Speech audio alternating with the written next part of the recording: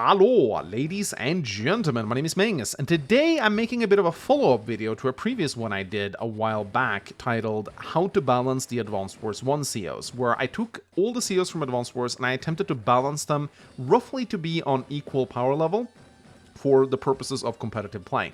And it was a pretty fun video, I really enjoyed doing it. This time around I'm doing the exact same thing, but for the Advanced Wars 2 COs. But there is a big difference. This time around I actually got help. I consulted several top-rated players over on Advanced Wars by Web, and I got them to help me with the script, and I got them to suggest changes and look over the balance changes and make sure that everything is balanced, because if anyone knows how to balance COs around competitive play, it would be these guys. They play Advanced Wars on the highest level. They really know what is broken and what is not broken. So our goal was to take the tier list at Advanced Wars by Web, which goes from tier 0 to tier 4, and we wanted to put all the COs roughly into tier 3. That was kind of like the foundation which we worked with. And I think we ended up coming up with a lot of really good ideas, and I think you really like what we were able to cook up. So without further ado, I'm going to start with Orange Star and Andy, and we're going to be working our way down. So let's get started.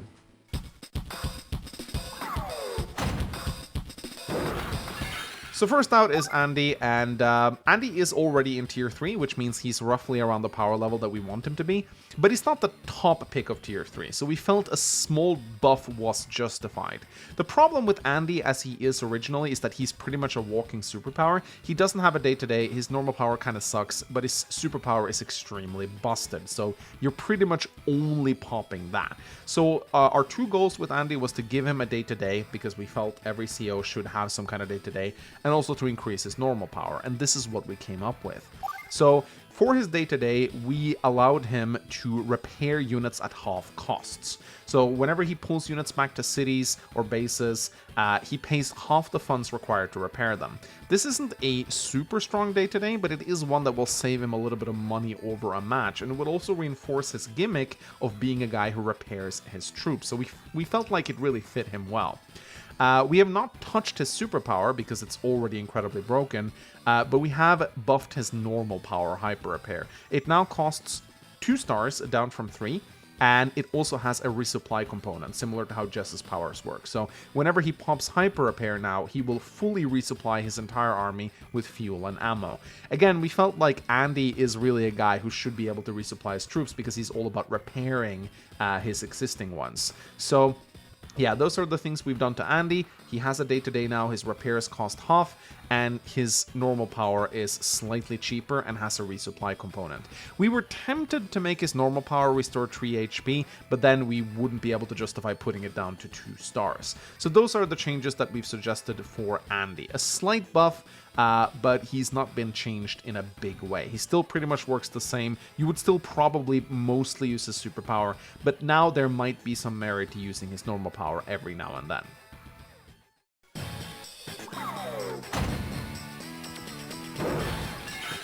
Next up is Sami, the infantry specialist, and she's in a very strange place balance-wise because she's very strong in standard matches, but she's weaker in Fog of War because it's harder to plan out her victory march, which allows her to instantly cap properties. And we wanted to take a little bit of a bite out of her superpower and instead give her some tools to work with so that she's not just all about her victory march, and this is what we came up with. So the first thing we changed was her day-to-day. Her infantry no longer have 30% firepower. Instead, they have 10% firepower and defense. So some of you may think this is a nerf because, you know, you go from 30 firepower to 10 firepower, but she also gets that 10% extra defense, similar to how she used to work in Advanced Wars 1. So that means her capture game is a lot stronger, actually, because it's harder to interrupt her infantry when they are capping. However, we did reduce her capture rate from 50% down to 30%. So this means that her full health infantry will no longer capture 15 points of a property, they'll capture 13 points of a property instead. So it's a little bit easier to interrupt her captures. Still hard, still harder than a lot of other COs, but it's not as insane anymore. We also gave her an extra day-to-day power. Her transports now cost 20% less. This means that her APCs and transport copters now cost 4,000, whereas her landers cost 9,600. We felt this was justified because we really would like to see Sami utilize her transport movement a little bit more. Transports aren't very frequently built in competitive Advanced Wars. They're a big investment. 5,000 is a lot of cash. So we wanted to see Sami players utilize those APCs and transport copters a little bit more frequently. We've also made big changes to her power and superpower. Her normal power now sets her old capture rate back to 50% again. So you'll still get the 50% capture rate whenever you pop double time. Her victory march has been reduced from 8 stars to 7 stars, and it now sets her capture rate to 100%, rather than allowing her infantry to instantly cap properties. This means that she'll still be able to cap everything in one turn as long as the infantry is on full health. However, if it is on half health, it would only get a 100% bonus to its capture rate. So that's also how she works in the ROM hack Advanced Wars Returns. I do believe that's where we got it from. So her infantry, again, they're stronger, they're tougher. They may not shoot as hard, but they're harder to get rid of. And her powers and superpowers, they work a little bit differently, increasing capture rates instead of just setting capture rate to max. We felt that this was a good way to bring Sami to a little bit more of a balanced playing field, that she's not just going to be all about just holding out until she can pop her victory march and try to capture a bunch of properties and then just hold on for dear life, which is kind of how she works now. We feel like with these changes, she's going to be a little bit more stable and powerful all around.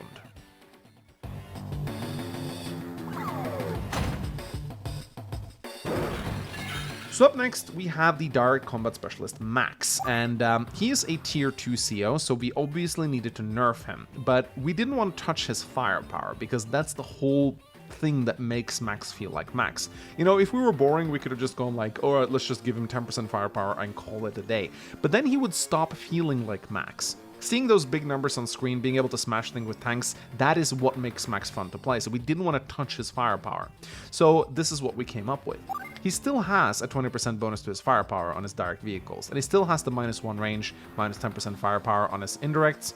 However, we gave him a new day-to-day weakness. It kind of works like a reverse Javier. He gets -20% defense against indirect units. So artillery, rockets, missiles, they hit him much harder than other COs. It's like he's grim whenever he's targeted by artillery. He has -20% defense. We felt like this would incentivize his opponents to build more artillery, which makes sense because Max's whole gimmick is that he's uncomfortable around indirects. He doesn't like using them. He doesn't like it when they're being used against him. So it fits him personality-wise and also kind of plays into his playstyle.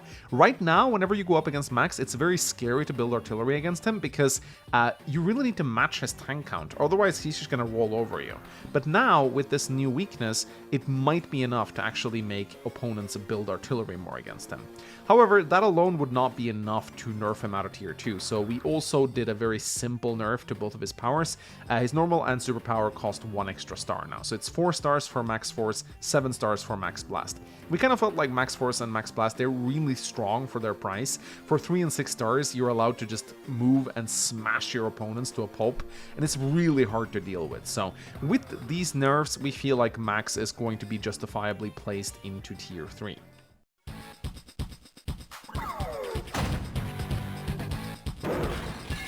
So up next, we come to Nell, and Advanced Wars by Web refuses to place her in a tier because they don't want to bother with her. So I took it upon myself to rate her. I made an entire video on Nell if you want to go check it out.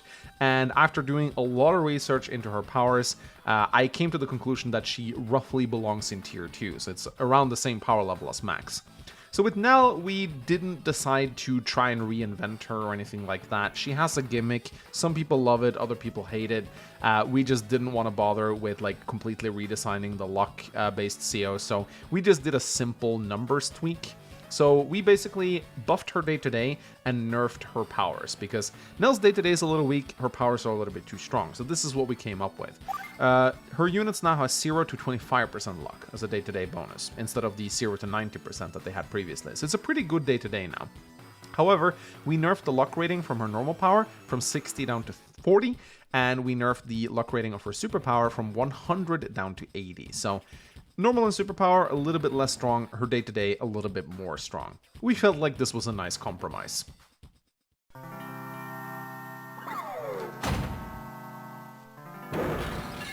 So up next, we come to the king of broken COs, Hachi. And he is placed squarely on the top of the broken tier, tier 0, so we knew that we had to nerf him quite a bit. But as before, we didn't want to take away what made him fun to use. So this is what we came up with. Hachi now has the same day-to-day as he used to. He still has that minus 10% deployment cost, but he also gets minus 10% defense across the board to all of his units.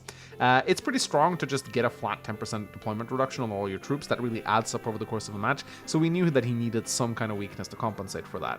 So we didn't want to give him less firepower because that's Colin's deal, so we instead gave him minus 10% defense because, you know, he's old and frail. So that is what we ended up doing. However, we also nerfed both of his powers. His normal power now sets deployment cost reduction to 30% instead of 50%. So that was just incredibly busted. Like 3 stars, being able to deploy Neotanks for 11,000, that is absolutely insane. Now instead they cost 15,400, which is still very cheap, but it's not as broken as it used to be. You know, his medium tanks, they used to cost 8,000 when he popped his normal power. Now they cost 11,200. So it's still a very powerful power. It still really gives you a big boost in your economy, but it's no longer as broken as it used to. For his superpower, Merchant Union, we did the same thing. You know, it still sets deployment cost reduction to minus 30%. However, if he wants to deploy his units in cities like he used to, not only will they cost the full cost, he won't get the deployment reduction on them. So, you know, if he deploys a Neotank there, it'll cost him the full 22,000. He can also not deploy infantry units in cities. It's just vehicles. And the reason why we had to do this is one of the reasons why Merchant Unit is so broken is because you can deploy infantry in all your cities.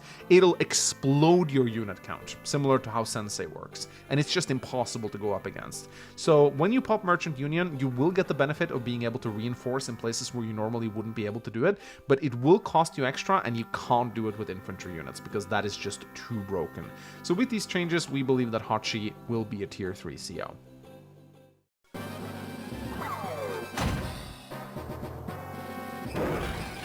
So up next, we come to Olaf, and Olaf is in tier 2 because of his very strong superpower. Global damage is incredibly broken, especially when combined with snow. But we wanted to make Olaf a little bit less of just a click-the-button CO. We wanted to make his normal power a little bit more viable, so this is what we came up with. So he has sort of a day-to-day now.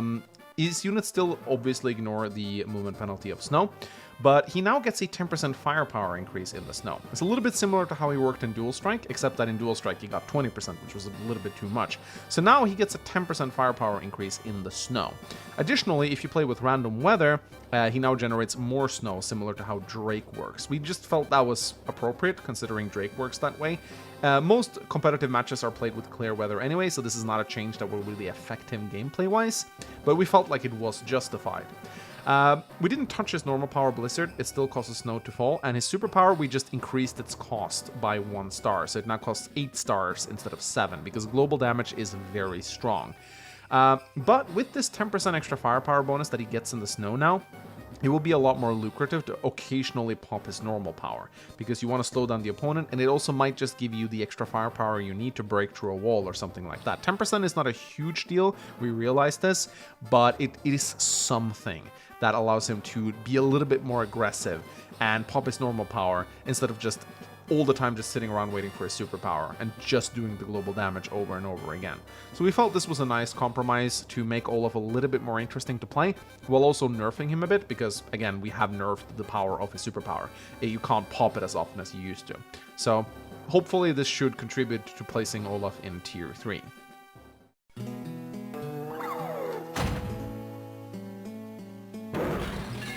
So up next is Grit, and Grit is in a bit of a weird spot because he's very broken in Standard. They just place him in tier 0, but he is allowed in tier 1 matches in Fog because he's a little weaker in Fog due to the vision restriction. But Grit is a CO that we definitely agreed is a little bit too broken, and he definitely needs to get nerfed down a lot. So what we did to him was this. We took away his firepower bonus on his indirects, similar to how he worked in Advanced Wars 1. So he no longer gets that 20% extra firepower on his artillery and rockets, it's just +1 range. And we also gave his infantry minus 10% firepower. Not minus 20% like the rest of his directs, but minus 10% firepower. We definitely felt like his infantry needed a bit of a nerf. In Advanced Wars 1, they used to do minus 20%, which was pretty steep, but now he does have Jess infantry. And we felt like this was warranted. We also did some changes to his normal and superpower. Instead of just setting his firepower up to 50% on both of them, we gave his normal power a plus 20% boost and his superpower a plus 40% boost. So now there might be a little bit more of a reason to actually pop his superpower. Right now, Grit is pretty much just a walking normal power. No one really uses his superpower because it gives the same firepower bonuses. So yeah, a general nerf in his firepower, and also a bit of a day-to-day weakness in that his infantry is a little bit weaker, and we do believe this should be enough to place Grit in tier 3.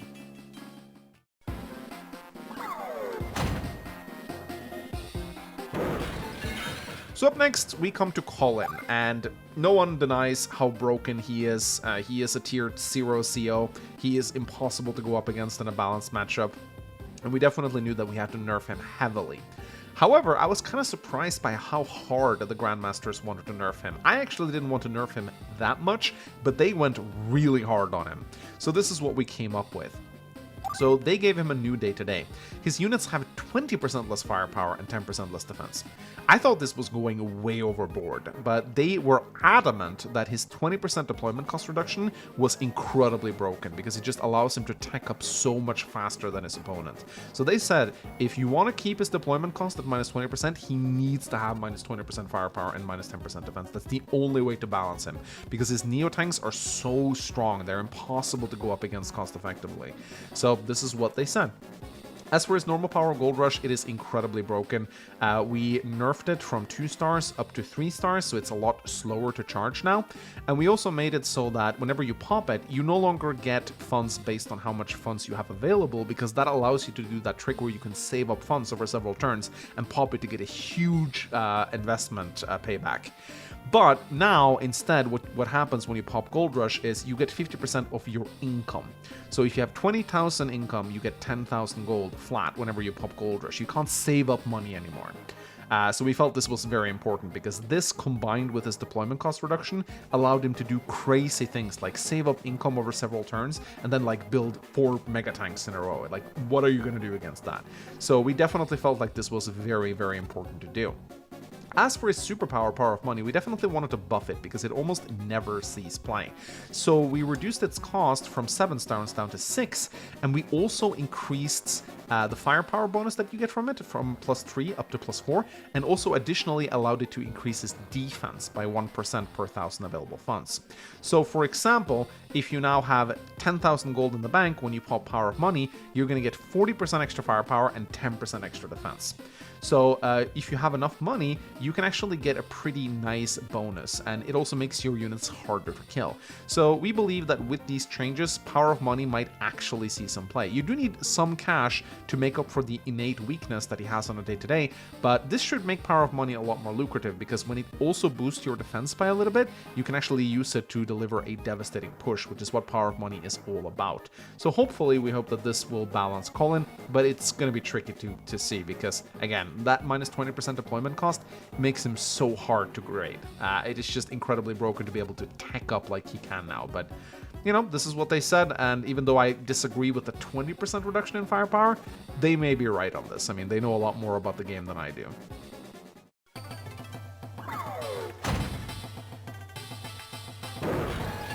So up next, we come to the Emperor of Yellow Comet, Kanbei, and he is one of the most broken COs in Advanced Wars 2. No one denies that. With that absurd 30% defense and firepower, he is impossible to go up against. He is a tier 0 CO, and we knew that we had to nerf him quite a bit. But I will say, I think that the changes that the Grandmasters applied to Kanbei might be one of the more controversial ones.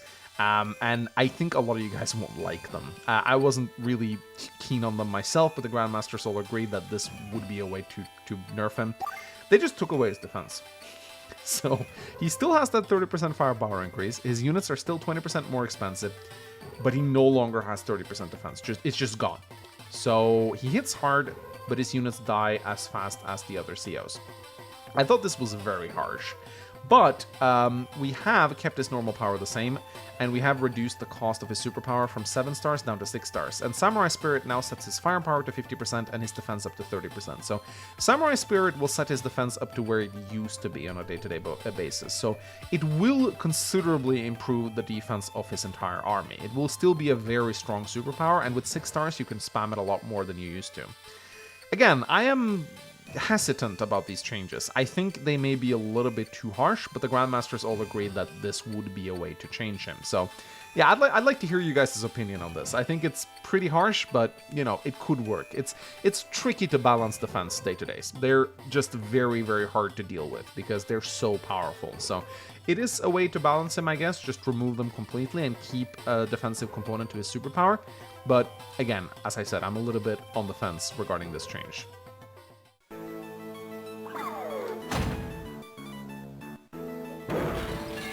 So up next, we have Sonja, the Fog of War specialist, and she's in a bit of a weird spot because she's really bad outside of Fog of War, but even in Fog of War, she's rated tier 3, but she's the bottom tier 3. You almost never see her in tier 3. I mean, she's not strong enough to really go up against the tier 3 COs, but she's too strong for tier 4. So she's in a very tricky place balance-wise, but we definitely felt like she needed a little bit of a buff. So the first thing we did for her was that outside of Fog of War, she loses her bad luck. She still has her bad luck in Fog of War, 0 to 9%, but no longer if you play with Fog Off.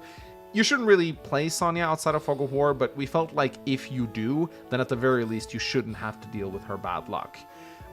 We also buffed her normal power quite a bit. Whenever you pop Enhanced Vision now, you actually get 100% stronger counterattacks. So her day-to-day goes from 50% up to 100%, which means that units attack twice as hard whenever they're defending.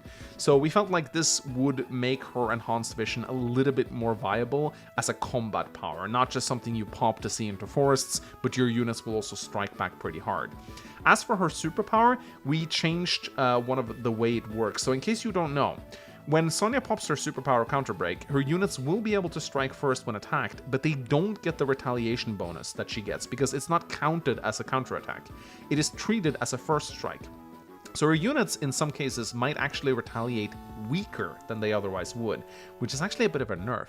So we changed her superpower. She now gets the 50% firepower bonus when counterattacking. So now she's truly terrifying to go up against during Counter Break. She will get the full 50% firepower increase whenever her units do the counter. So we felt this was a good way to balance Sonja. She needed a little bit of a buff in Fog of War to match up to the other tier 3 COs.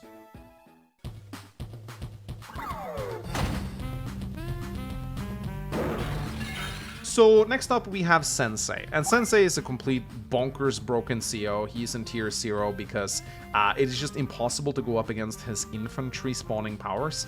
And we knew immediately that this was something that we would need to take away. There is no way to balance such a power. You know, we played around with many things like reducing the HP of the infantry, make less infantry spawn, etc., but at the end of the day, we realized that we had to fundamentally rework Sensei as a CO. We still wanted to keep him as like an infantry battlecopter CO, but we knew that his powers could no longer spawn units because that just, you can't compete with that. His unit count simply goes too high. It's too broken for competitive play.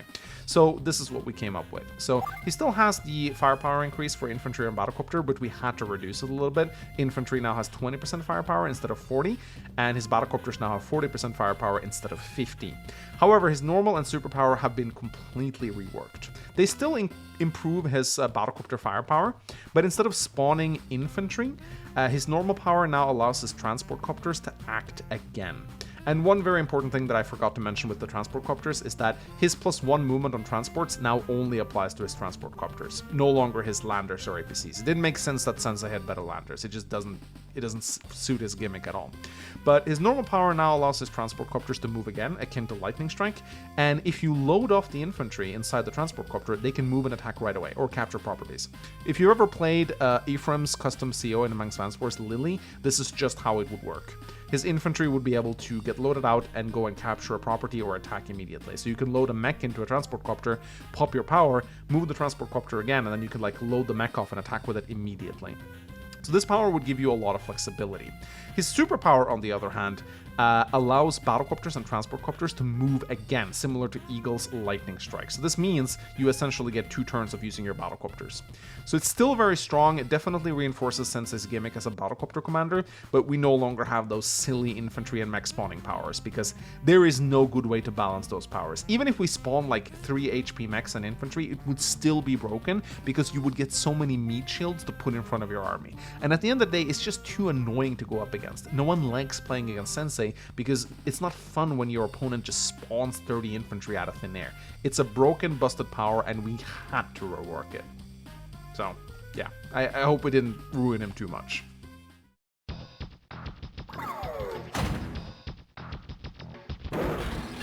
So up next, we have Eagle, and Eagle is in a bit of a weird spot balance-wise, because he has a normal power that almost never sees use. In fact, it never sees use. I don't think anyone has ever popped Lightning Drive in a competitive match. Yet his Lightning Strike is incredibly busted, because it not only allows his air units to move again, but every single non-infantry unit that he has. So we knew that we would have to nerf Lightning Strike, but buff Lightning Drive, and this is what we came up with.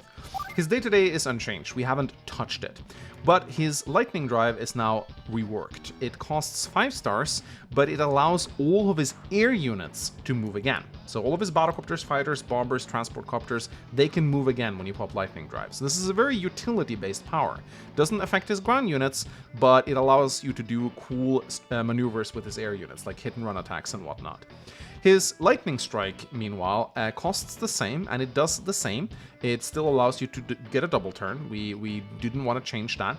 However, it now reduces the firepower and defense of all non-air units by minus 30% firepower and minus 20% defense. So it will still make him weaker on the ground, and if you have any naval units, it will also affect them, but not his air units. So this means that Lightning Strike is still very powerful in the air, but it's a little bit less powerful on the ground. This is kind of like a hybrid of how he used to work in Advanced Wars 1, where he would get a defense and firepower penalty whenever he popped his Lightning Strike. So we feel like with these changes, he should be a lot more manageable to go up against, and you might actually see him pop his normal power every now and then, which definitely sounds a lot more fun than what he is now. Oh, and I also forgot, we changed Eagle's naval units from minus 30% firepower to minus 1 movement. No one really cares, because no one builds naval units, which is why I also forgot about it, but I just wanted to add it, so yeah, we did that.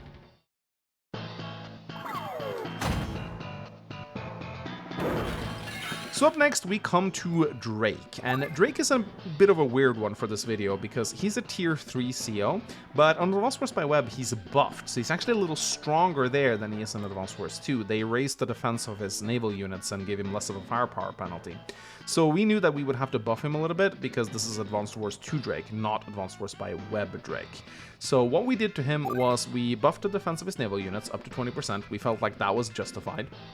And we also made it so that he no longer gets reduced vision in rain. And that is huge, because normally he only reduces the movement penalty, or he ignores the movement penalty, it's more fair to say. But he still gets reduced vision, so he can sometimes screw himself over a little bit when he pops his powers. Now he no longer gets those vision penalties. And instead of a minus 30% firepower to his air units, he now only gets minus 1 movement to his air units. So you could argue that it's a bigger or smaller nerf depending on how much you value movement, but his battlecopters will still be able to hit as hard.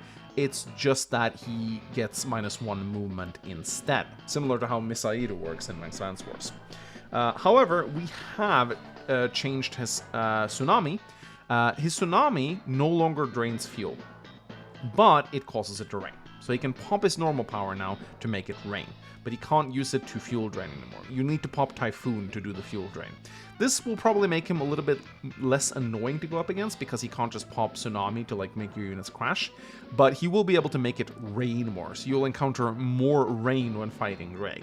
We felt this was a good way to balance him.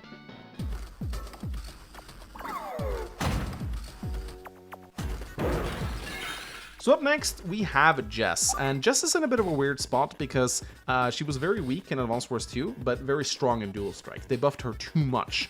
So we just kind of wanted to find the intermediate spot between the two Jesses. So what we did was we allowed her to get that 20% firepower increase on our vehicles, but we kept the infantry penalty. So she has those minus 10% infantry now, but she gets a 20% bonus to her firepower on her vehicles. Her powers work pretty much the same. They're slightly adjusted upwards to factor in the new firepower increase, but they're essentially the same powers. So that's pretty much all we did with Jess. We just kept the firepower increase that she got in Dual Strike, but we kept her infantry weakness, and we feel like that's the best of both worlds. She might be a little too strong.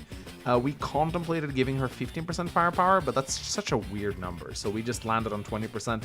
It might be very strong, but we feel like plus 10% firepower is not enough for Jess, so that's why we went with that.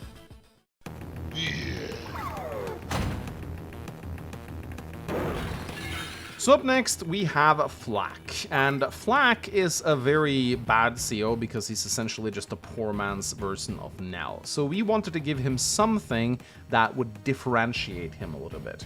We contemplated like moving him away from a luck-based CO and instead go the route of advanced force returns by like increasing his firepower but reducing his counterattacks. But in the end, one of the Grandmasters came up with another concept that I really like. So what we did with Flak was quite simple. We made his day-to-day a lot stronger. He used to be minus 9 plus 14, now he is minus 10 plus 30, so he's stronger than Nell, potentially. But we also gave him an extra caveat.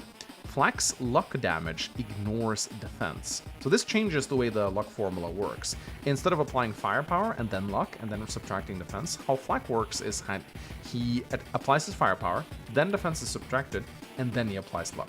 So he is a lot more volatile now. This might be very strong against units like Neo tanks and medium tanks. It means that you can't just sit on a city to reduce luck damage, but it also means that Flak just comes in smashing and he doesn't really care about defense. He just punches through your units regardless. As for his power and superpower, we buffed them a lot. You know, his normal power used to be so garbage. It's minus 19% luck to plus 39. It's so bad. On average, it's a 10% firepower increase due to the way the two luck mechanics interact with each other. Now it's minus 20% plus 60. So it's a lot stronger. And keep in mind, his luck damage ignores defense. So it doesn't matter if your units are sitting on cities. They're still going to get hurt really badly by this. And with his superpower, we increased it from minus 39 to plus 79 to minus 40 plus 100. So his superpower now hits as hard, potentially, as Lady Luck used to hit, and it ignores defense. So this means that Flak is terrifying right now. You cannot avoid his luck damage in the same way you can when facing Nell.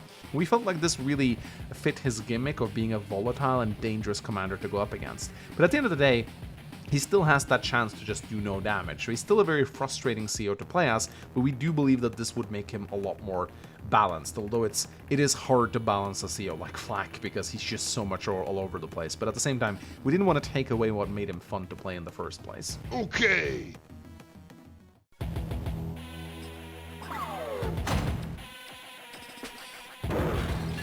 So up next, we have Adder, and with Adder, we made some very cool changes that I think you guys will like a lot. He doesn't have a day-to-day, which is one of his biggest problems, so we decided to give him one, and this is what we came up with. He now generates 100% power charge from kills. Now, in case you don't know, whenever you kill a unit in a Lost Wars 2, you only get half the power charge from it. If you lose a battlecopter of your own, then that's worth 9,000. That fills up one of your own stars immediately. But if you destroy a battlecopter, you only get 4,500 funds worth of power charge. So it's a lot less effective to kill units to generate power.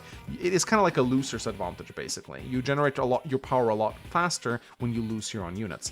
Adder, on the other hand, has a day-to-day now. He generates 100% power from kills, so when he inflicts pain and suffering on others, he generates his power a lot faster, which makes sense because the CO dossier does actually list that he charges up his power faster, but this is actually a lie. He just has a very low power meter.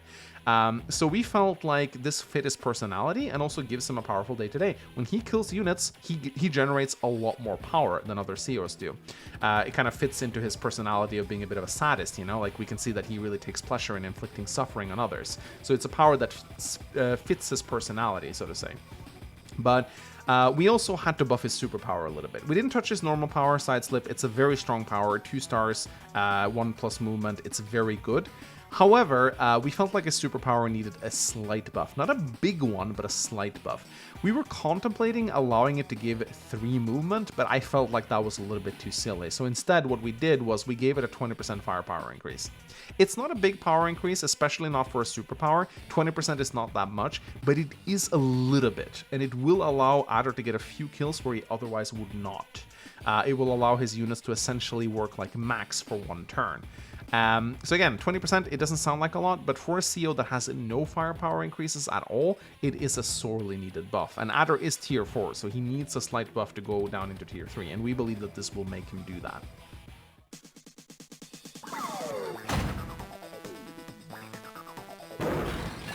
So up next we have Lash, and Lash is in a bit of a weird spot because she is in tier 3, which is the balance where we want the COs to be around, but she is kind of the bottom pick of tier 3.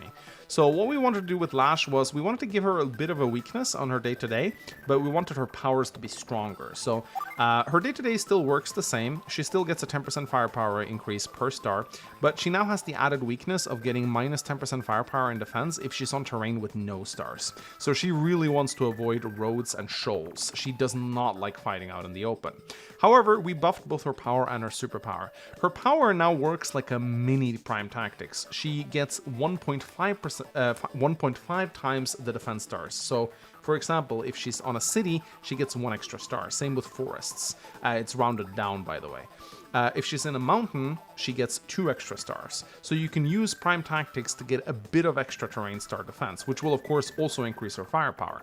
As for her superpower, we kind of like the way it worked, so we just reduced its cost from 7 stars down to 6, because it's a little bit expensive for what it does right now. It's still a decent power, but it's not as strong as some of the other ones, so we felt this was a good way to balance Lash. Although, I will say the minus 10% firepower in defense on open terrain might be a little too harsh. Maybe we went a little bit too hard on that. I do believe one of the Grandmasters protested against that, but that's how we're going to do it for now. But I would maybe be open to changing her a little bit. She might be a little too weak right now.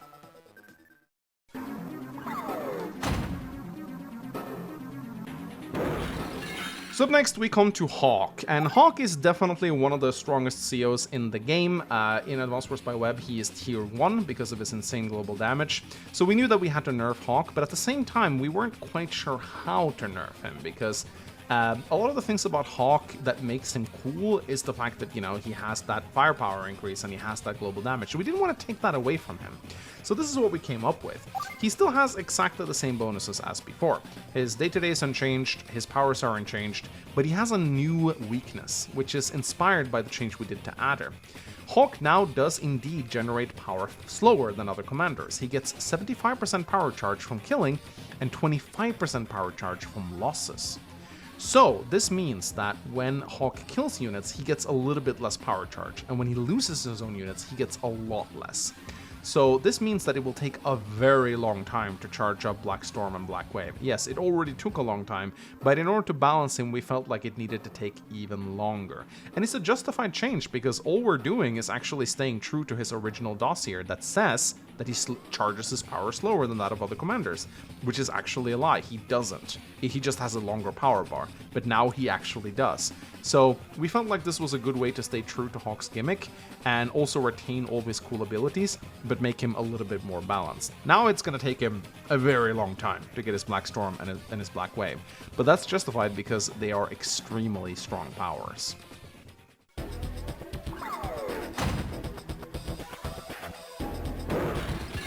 So up next we come to Sturm, and if there's one thing I learned from my previous video is that people get very angry if you take away his movement. People do not like that at all. They feel like it's an integral part of Sturm's gimmick because he's the Stormtrooper. You know, Sturm means storm in German, so his units are supposed to be able to just charge over terrain with no penalty, and it's very difficult to balance the CR around that, but we definitely tried. So this time around, we have not touched his movement. This is what we came up with for him. So instead of having that insane 20% firepower and 20% defense, he now has plus 20% firepower, minus 20% defense like he had in Advanced Wars 1. And yes, he has retained his perfect movement, he keeps it. We are a little worried that he would be too broken with this, but again, it is such an integral part of his gimmick. However, he is slowed down by rain now. Normally he would only be slowed down by snow, but now he is also slowed down by rain, so any weather will slow Sturm to a crawl. His superpower still works the same, it still calls down a meteor, but the damage has been reduced from 8 to 6, and he no longer gets a firepower increase from the meteors. It's just a damaging meteor now.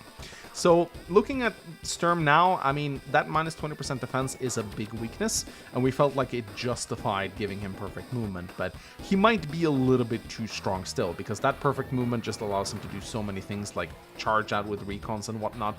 But then again, having minus 20% defense is pretty damn bad too. I mean, just look at how weak Grim is. So maybe it's balanced, maybe it's not. You guys can decide. Alright, ladies and gentlemen, so we have arrived at the end. This was a very long video, and I hope you guys enjoyed it. I had a lot of fun writing the script for this video, and I'm very grateful to the Grandmasters for helping me out with it. Really, really appreciate it, guys. Thank you so much. And I would love to hear what you guys have to say about this one. Do you think this would be balanced? Do you think this would be a good way to balance all the COs around the same tier? I would love to hear your opinions on it. Were there any COs where you felt we did something wrong? Do you think some COs should be buffed or nerfed more than we currently did? And I will also say, I'm not entirely sure if it's going to happen, but I asked Ephraim225 if he could make a modified Advanced Wars 2 ROM with the changes we suggested, so that you guys could actually try it out in practice. I don't know if he'll actually be able to do it, but I asked him, maybe he will. If he does, then I will include a link in the video description to take you to the download station, and I will put the ROM in there for you guys to download. But there's no guarantee that he will actually be able to pull it off, or he will, but maybe he won't have time for it. So I'll try to make that happen. Check the link in the video description.